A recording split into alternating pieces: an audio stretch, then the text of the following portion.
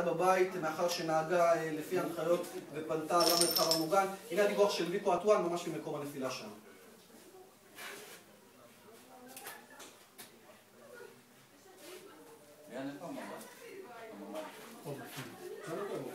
זה חדר ארונות, אלמוג. לא חוזרים אליי. מה אתה רוצה עוד ממני? אחי, אתה יכול קצת...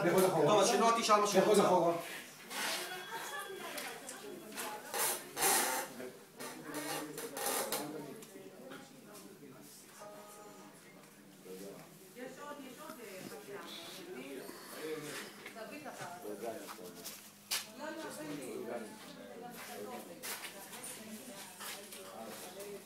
אני מחזיק אותה. איזה בסדר.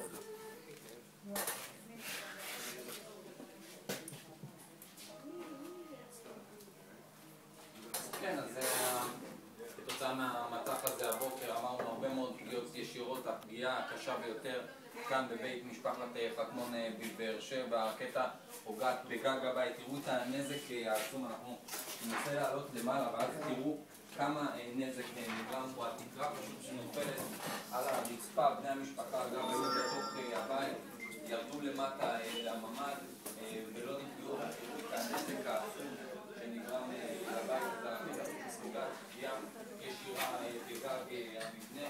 זה החלק התחתון של הממ"ד.